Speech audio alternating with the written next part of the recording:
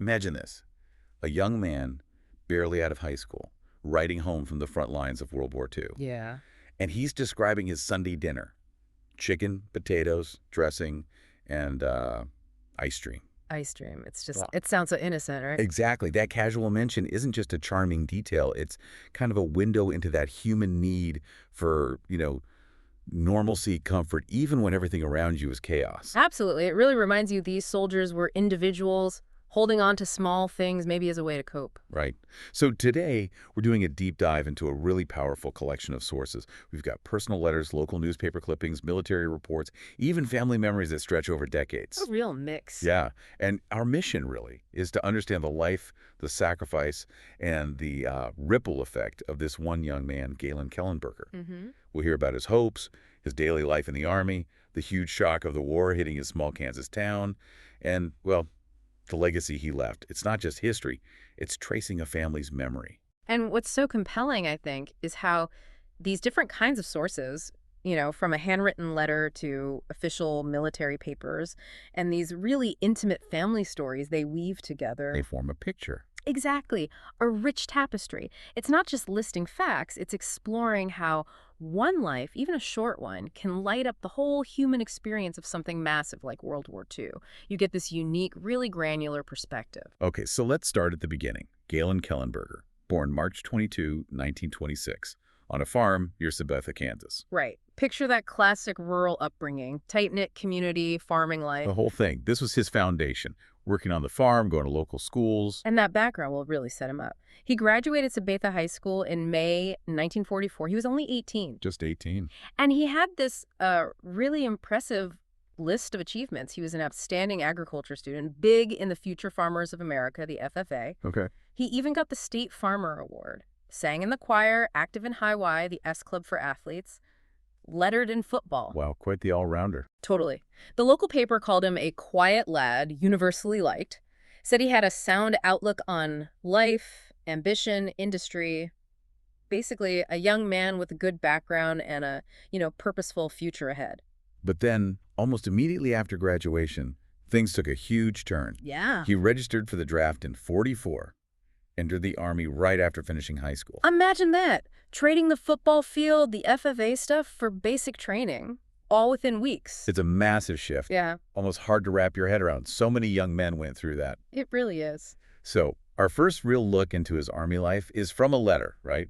From Fort Bliss, Texas, September '44. That's right. He was with an anti-aircraft artillery outfit, a long way from Kansas. What did his letters say? Beyond just the training, what details pop out? Well, you get these little snapshots. He wrote it was plenty hot, said they'd only had one decent rain and a few sprinkles. Sounds like Texas. Yeah.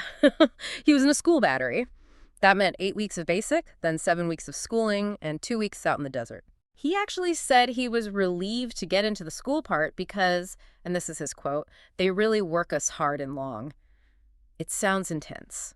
But even with all that hard work, he still found little things to mention, like the food. Exactly. He specifically said the food was good, especially Sunday dinner. Ah, the ice cream dinner. That's the one. Chicken, potatoes, dressing, and ice cream, obviously. It's those small things, grounding things. Yeah. He also mentioned having very good cadremen, experienced soldiers in his battery, guys with foreign service time who, as he put it, work us half the night about 2 times a week. So seasoned guys pushing them hard. Right. Shaping those early experiences. But it wasn't all just grind, was it? He found time off. He did. He made sure to get to El Paso about every weekend, some downtime. Good for him. And he even ran into a friend from back home, Daryl Gear, also at Fort Bliss. Small world, even in the Army. Isn't it? And he was keen on football games, hoping he'd get a furlough to see some back home. It shows that resilience, clinging to normal things.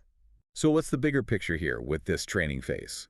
He gets home on furlough in December '44 for a week. Right, a quick break after Fort Bliss. Then off to Camp Maxey, Texas for more training before heading overseas. It shows you just how fast things moved. Civilian, basic, advanced training, then straight into the conflict zone. The speed of mobilization was incredible. Okay, so he goes overseas. February 1945. Just a few months before the war in Europe ends. Yeah, cutting it close, really. Assigned to a rifle platoon, Company L, 47th Infantry Regiment, heading right into the thick of it. And that unit, the 47th Infantry, It puts things into context. Highly decorated part of the 9th Infantry Division, known for being tough. How so? Well, they were famously first into Berserk, first into Cherbourg, first through the Siegfried Line, and the first full infantry regiment across the Remagen bridgehead. Wow. So he wasn't just anywhere, he was with a spearhead unit. Exactly, right in the thick of the final push into Germany, facing intense fighting. It really hits home how quickly these young guys, barely adults, were put in the most dangerous spots. He was a runner and a radio man for a mortar platoon. Mm-hmm. And his sister, Verda, she later said the mortality rate in that regiment was just horrendous. A grim reality. So the question is, what do his own words tell us from this time? His letters were censored, obviously. Right. Couldn't say much about where he was or what he was doing. But he did write this one line. It's quite poignant. He said, look, if it happens to go a week or maybe longer that you don't hear from me, don't worry, because at times it is impossible to write at all. Trying to prepare them, maybe. Shield them. Seems like it. But even then, he found these moments of observation. He mentioned seeing 3 more deer in these evergreen forests. That makes 10 so far. Finding a bit of nature even in a war zone. It's a surprise. It is. A little glimpse of something else. And he was still sending home souvenirs, too, despite everything. Yeah, on April 3rd, he wrote he was busy, but sending a package. Postcards, German money, some stamps to add to my collection, and other things. Keeping up his hobbies. And he mentioned the censorship again. I've got 3 letters and a package that have to be censored. Must have been frustrating. You'd think so. And his friend from basic training, Walter Hastings, he remembered Galen as his best friend. Called him a truly wonderful young man, truthful, never lied, never had a bad word for anyone. Sounds like a genuinely good person. Hastings said Galen talked to his family all the time how much he loved them and missed them. Really underscores that connection to home. So the sources, especially the military reports, they start to paint a darker picture now. His final days. Yeah, it's tragic. He'd only been in combat since early March, just a matter of weeks, really. What happened? April 21st, 1945. Near Wetterschloss, Germany.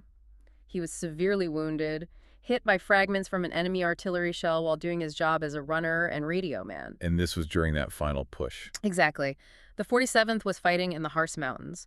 Part of the 7th Corps, final offensive operations. The collapse of the Third Reich was imminent, but the fighting was fierce. Desperate, really. His sergeant saw him get hit. Yes, but apparently didn't think it was that severe at first.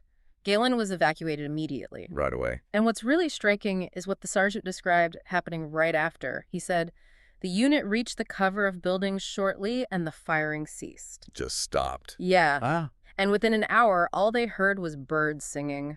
No more gunfire. Wow. From intense combat to birdsong in an hour. That's jarring. It really is that sudden shift, the silence after the storm, almost surreal. But despite getting immediate aid, the best medical care they had. He didn't make it. He died 2 days later, April 23rd, 1945. Just 19 years old. 19. And this was less than 2 weeks before VE Day on May 8th. So close. Unbelievably close. The ceasefire order for his unit's area actually came down the very day he died. Oh, that's heartbreaking. It is. Lieutenant Colonel Peter O. Ward, his commander, wrote to Galen's parents, expressed his deepest sympathy, praised Galen's high valor during the drive into Germany, called him a good soldier. Must have meant something, but still. Of course.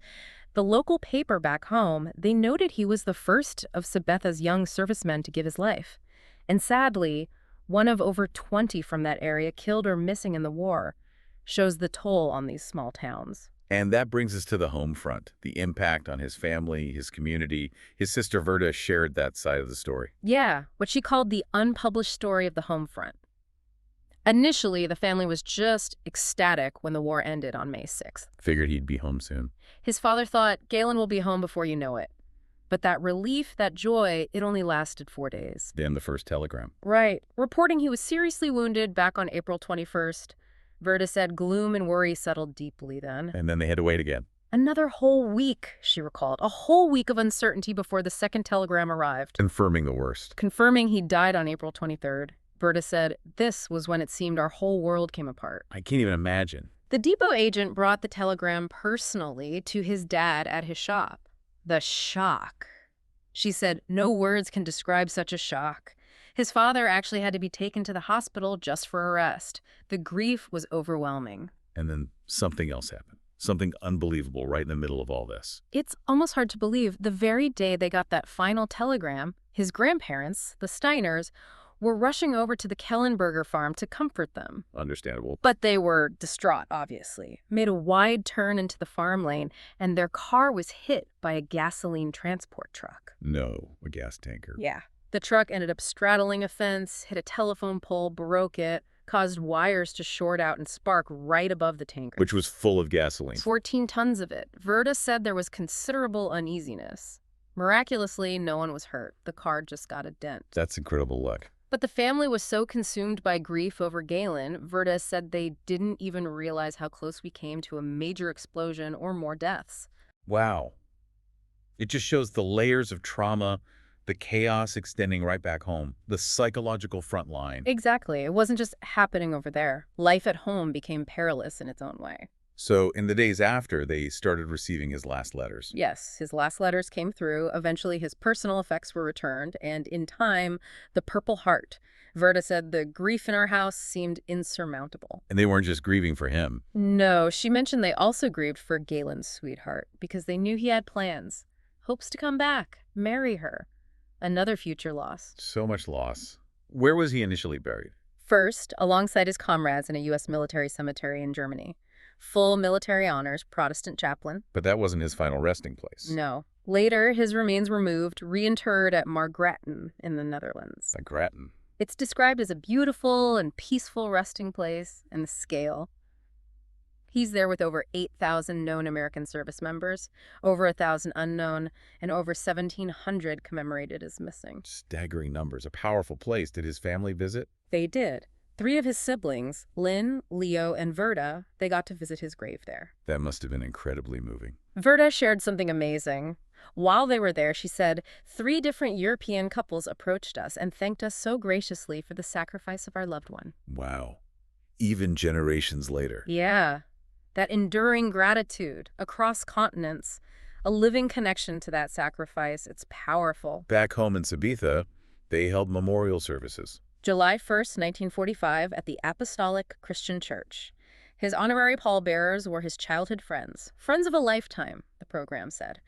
Vernon and Melvin Wenger, Willard Barr, Arthur Strom, Louis and Freeman Meyer. Friends seeing him off. And the Purple Heart was officially given to his parents the next day, July 2nd. Acknowledging his sacrifice. Right. He was survived by his parents, his sister Verda, 5 brothers, Jean, Leo, Lynn, Dennis, Jerry. Big family already. And what's really poignant, 2 more brothers, Randy and Rick, and another sister, Joyce, were born after he died. So his memory became part of their lives, even though they never met him. Exactly. His life, even though it was cut short, continued to shape the family story for generations. So Galen Kellenberger's story, pieced together from these letters, the news clippings, the family memories, it's more than history, isn't it? Oh, definitely. It's so personal. Youth, duty, love, loss. It echoes. Things like the ice stream, seeing deer in the forest, that insane gas tanker incident. Yeah, those small, intimate details, they make it real. They help you connect, understand these huge historical events on a much deeper human level. It challenges how we usually think about the past, maybe. Yeah. Makes it less abstract. So as you think about Galen's journey, maybe consider this. What other small, personal stories might be hidden in history, just waiting to make it real for you?